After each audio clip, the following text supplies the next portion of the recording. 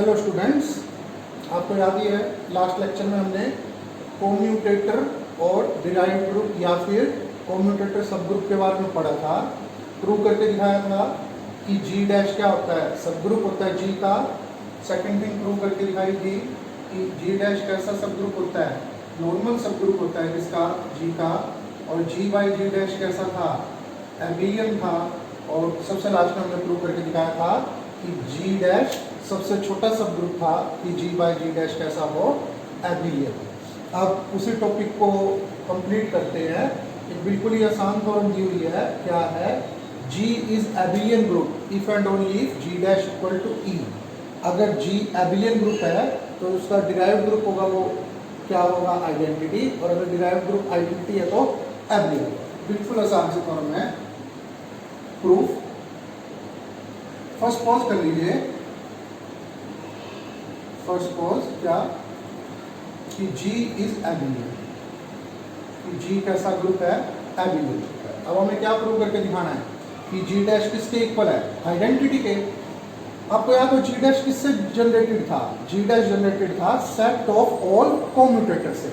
अगर हम ये प्रूव करके दिखाते कि एक ही कॉम्यूटेटर है और वो भी क्या, आइडेंटिटी, तो आइडेंटिटी से जनरेटेड कौन होगा, आइडेंटिटी से जनरेटेड सब ग्रुप आइडेंटिटी ही हो सकता है। तो इसके लिए क्या करते हैं, let a inverse b inverse a b any commutator of G. मान लिया जी के एलिमेंट का कोई कॉम्यूटेटर है, ठीक है। Now okay, a inverse b inverse a b को ए इनवर्स ए और बी इनवर्स बी लिख सकते हैं। क्यों लिख सकते हैं, क्योंकि जी कैसा है, एबिलियन है। अब जी एबिलियन है तो जगह बदल सकते हैं ना। अब a inverse a b inverse b e into e. तो देखो आप कोई भी कॉम्यूटेटर लेते हो जी का तो वो किसके इक्वल आता है, ई। मतलब जो सेट ऑफ ऑल कॉम्यूटेटर हो गया, set of all commutator of G, वो किसके इक्वल हो गया, ई के। और जी डैश किससे जनरेटेड था, याद कीजिए जी डैश था, या तो ये कह लीजिए जी डैश था smallest group containing smallest subgroup of G containing set of all commutator, इस तरह कह लीजिए। या फिर क्या था, generated by set of all commutator. और ई से जनरेटेड कौन होगा, ई से जनरेटेड तो ई ही होगा। तो एक पार्ट तो ये हो गया कि अगर एबिलियन ग्रुप है तो जी डैश किसके इक्वल होगा, ई के।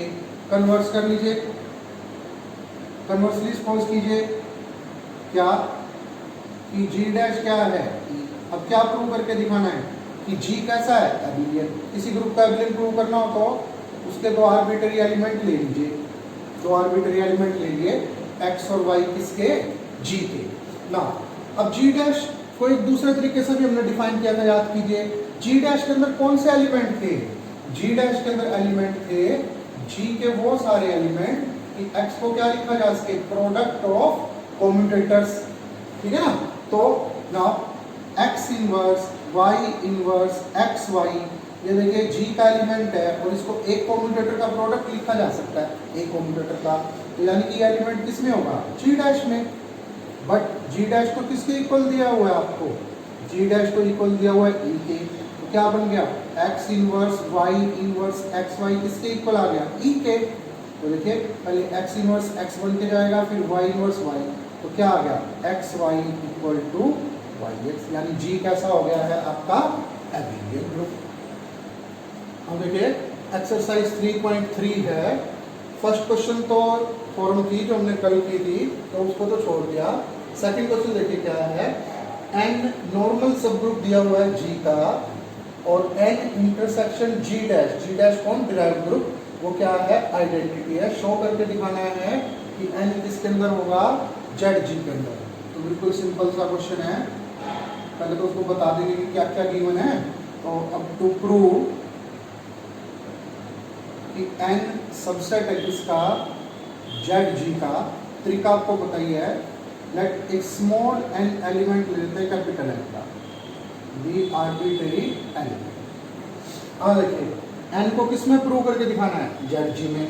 अब आप याद कीजिए जेड जी में अगर कोई एलिमेंट जेड जी में हो तो उसकी क्या खासियत होती है, वो जी के हर एक एलिमेंट के साथ कोम्यूट करता है। तो अगर मैं ये प्रूव करके दिखा दूं कि एन जी के हर एक एलिमेंट के साथ कोम्यूट करता है तो अपने आप किस में आ जाएगा, जेड जी में। टू प्रूव कि एन किस में है, जेड जी में है, let x belonging to G be any arbitrary element. अच्छा देखो कैसे, तो हम प्रूव करके दिखाना है कि n x equal to x N.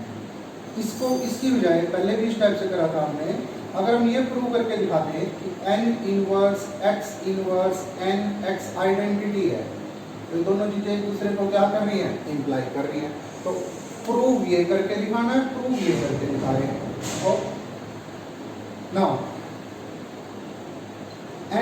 N inverse x inverse n x, ये क्या है, ये आपका कॉम्यूटेटर है। इस एलिमेंट को एक कॉम्यूटेटर का प्रोडक्ट लिखा जा सकता है, तो ऑब्वियसली एलिमेंट किस में आ गया, जी डैश में। जिस किसी भी एलिमेंट को कॉम्यूटेटर्स का प्रोडक्ट लिखा जा सकता था वो किस में था, जी डैश में। अगेन देखिए एन किसका एलिमेंट है, एन का, एक्स किसका एलिमेंट है, जी का, एंड क्या दिया हुआ है, एन तो नॉर्मल सब ग्रुप दिया हुआ है जी का, तो क्या कह सकते हैं, एक्स इनवर्स एन एक्स किसका एलिमेंट, एन का।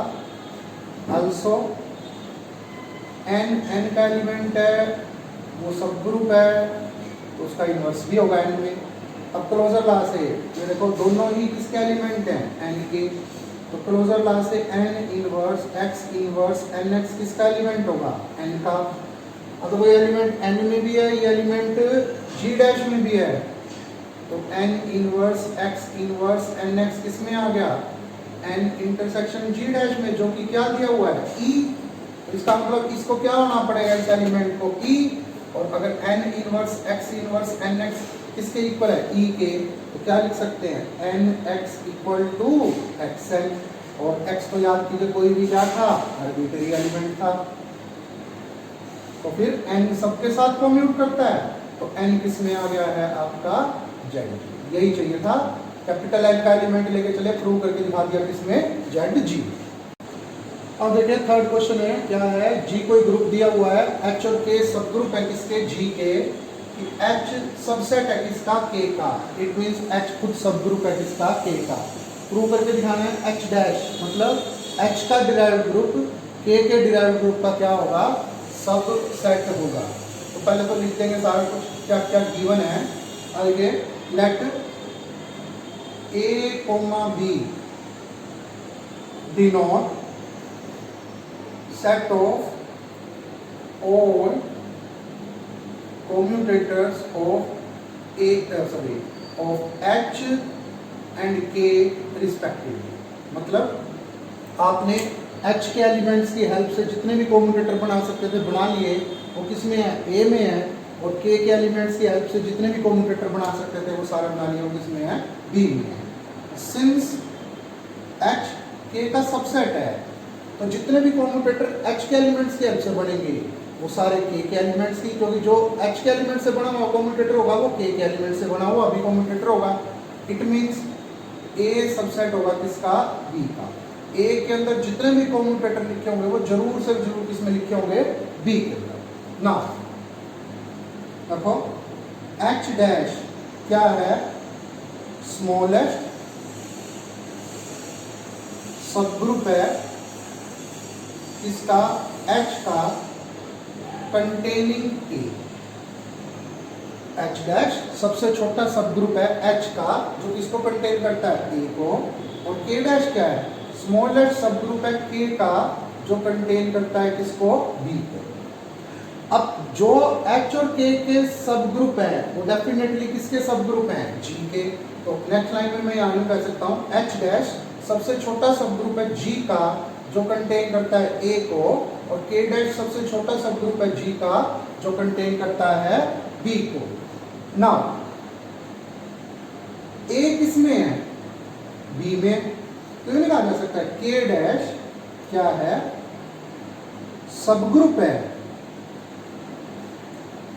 G का कंटेनिंग A, क्योंकि अगर K डैश B को कंटेन कर रहा है तो ऑब्वियसली A को तो क्या करेगा, कंटेन करेगा करेगा। नोट कीजिए, मैंने यहाँ स्मॉल एच नहीं लिखा, मैंने सिर्फ लिखा के डैश सब ग्रुप है जी का जो किसको कंटेन करता है, ए को। अब देखिए यहाँ क्या लिखा हुआ है, एच डैश तो सबसे छोटा सब ग्रुप है जी का जो ए को कंटेन, इससे छोटा कोई सब ग्रुप नहीं हो सकता जो ए को कंटेन करे, और ये सब ग्रुप है जो ए को कंटेन करता है। तो ऑब्वियसली एच डैश किसके अंदर होगा, स्मॉलेस्ट वाला इसके अंदर होगा। तो ये हो गया आपका थर्ड क्वेश्चन। अब देखिए एक छोटा सा टॉपिक रह गया थर्ड चैप्टर में, नॉर्मलाइजर ऑफ एन एलिमेंट। ये हमने पहले डिस्कस किया हुआ है।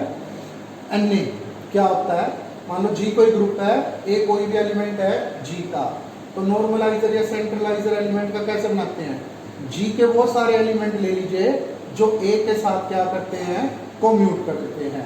बाकियों के साथ करे ना करे कोम्यूट, उससे कोई फर्क नहीं पड़ता, जो ए के साथ कोम्यूट करेगा वो किसके अंदर होगा, एन ए के अंदर होगा, और वो क्या कहलाएगा, ए का नॉर्मलाइजर कहलाएगा। और हमने ये पहले प्रूव किया हुआ था कि ये सब ग्रुप होता है किसका, जी का, एन ए। नॉर्मलाइजर जो ए से कोम्यूट करेगा वो किसमें होगा, एन ए में होगा। ये सारे रिजल्ट पहले बताए हुए हैं। अगर जी एबिलियन ग्रुप है, अगर जी एबिलियन ग्रुप है, ऑब्वियसली सारे एलिमेंट एक दूसरे के साथ कोम्यूट करते हैं, फिर हर कोई जी ए के साथ कोम्यूट करेगा, हर कोई ए के साथ कोम्यूट करेगा, तो एन ए किसके इक्वल होगा, जी के। अगर ए किस में है, जेड जी में है, जेड जी में कौन होते हैं, जो सबके साथ कोम्यूट करते हैं। अगर ए सबके साथ कोम्यूट करता है, इसका मतलब सभी ए के साथ कोम्यूट करते हैं, तो एन ए किसके इक्वल होगा, जी के। नोट करने की बात यह है कि यहाँ देखिए कन्वर्जिव नहीं है, लेकिन यहाँ कन्वर्जिव है। और थर्ड रिजल्ट, एन ए जरूरी नहीं होता कि वो क्या हो, नॉर्मल सबग्रुप हो जी का। अब देखिए एक एग्जांपल दिया हुआ है नॉर्मलाइजर और ऑटोमॉर्फिज्म से रिलेटेड। क्या, एफ कोई ऑटोमॉर्फिज्म है जी की, ए कोई एलिमेंट है किसका, जी का। क्या प्रूव करके दिखाना है, पहले ए का नॉर्मलाइजर निकाल लीजिए, फिर इमेज निकाल लीजिए, या पहले इमेज निकाल लीजिए और फिर नॉर्मलाइजर। तो सिंपल सा क्वेश्चन है, क्या दिया हुआ है, एफ जी से जी तक बी एन ऑटोमॉर्फिज्म, और डेफिनेशन लिख लेते हैं, n f a. N f a, n f a में तो कौन होगा, जी के वो सारे एलिमेंट जो एफ ए के साथ क्या करेंगे, कोम्यूट करेंगे। और एफ एन ए में कौन होगा, एफ एन ए के अंदर होगा एन ए के एलिमेंट्स की इमेज, एन ए के एलिमेंट्स की। और हमें प्रूव करके दिखाना है कि ये दोनों सेट क्या हैं, इक्वल है। आपको आते ही हैं दोनों सेट इक्वल कैसे प्रूव करते हैं, एक का एलिमेंट लीजिए दूसरे में प्रूव कर दीजिए, दूसरे का एलिमेंट लीजिए पहले में प्रूव कर दीजिए। फर्स्ट, टू प्रूव क्या कि एफ एन ए सबसेट है एन एफ ए का, नेट एक्स कोई एलिमेंट ले लिया किसका, एफ एन ए का। अब देखिए एफ एन ए के अंदर कौन होते हैं, एफ एन ए के अंदर तो एन ए के एलिमेंट की इमेज है। इसका मतलब कोई ना कोई x1 एलिमेंट है किसका, एन ए का, सच दैट एफ x1 किसके इक्वल है, x के। अब x1 किसका एलिमेंट है, एन ए का। एन ए के अंदर कौन होते हैं, जो कि ए के साथ कोम्यूट करते हैं, तो x1 ए के साथ कोम्यूट करेगा, दोनों तरफ f ले लिया।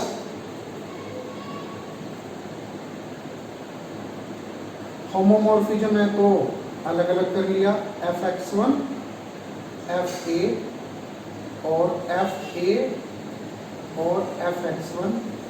एफ x1 किसके इक्वल था, एफ x1 इक्वल था x के, एक्स एफ ए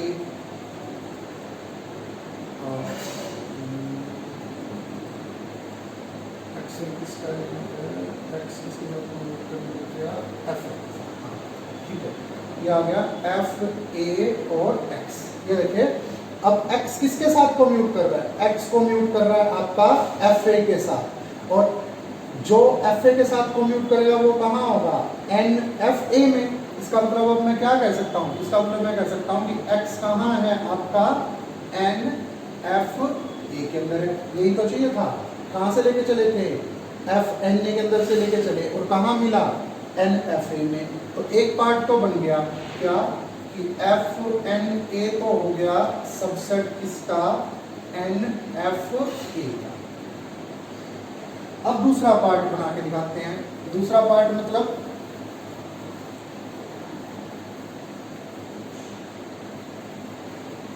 अब प्रूव करके दिखाते हैं कि एन एफ ए किसके अंदर है, एफ एन ए के अंदर। ठीक, तो एलिमेंट किसका लेंगे, इसका। लेट वाई, वाई एलिमेंट ले लिया एन एफ ए का। अब एन एफ ए के अंदर कौन है, जो एफ ए के साथ कॉम्यूट करेगा। इसका मतलब वाई एफ ए के साथ कॉम्यूट करता है। नाउ देखिए y किसका एलिमेंट है, सारे एलिमेंट g के हैं, और ये ऑटोमॉर्फिज्म दी हुई है मैपिंग। ऑटोमॉर्फिज्म है तो एंड f कैसी मैपिंग है, ऑनटू। f ऑनटू मैपिंग है तो क्या होगा, इसकी कोई प्री इमेज होगी y की, एक y1 होगा किसमें, g में, such that f(y1) equal to y। तो यहाँ रख लीजिए क्या बना, f(y1) एफ ए और f(y1) इकट्ठा कर लीजिए होमोमॉर्फिज्म की प्रॉपर्टी से। क्योंकि ऑटोमॉर्फिज्म है, इसका मतलब 1-to-1 मैपिंग है, y1a इक्वल टू ay1। अब देखिए एक y1 किसके साथ कॉम्यूट कर रहा है, y1 a के साथ। जो a के साथ कॉम्यूट करेगा वो कहाँ होगा, na में होगा। अगर y1 na में है तो इसकी इमेज कहाँ होगी,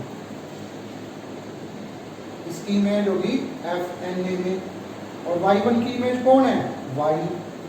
तो y किस में आ गया, fna में।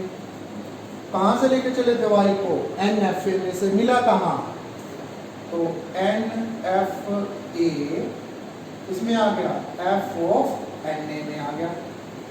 तो फिर तो देखिए a सबसेट है b का, b सबसेट है a का, तो a और b दोनों क्या हो गए हैं, बराबर।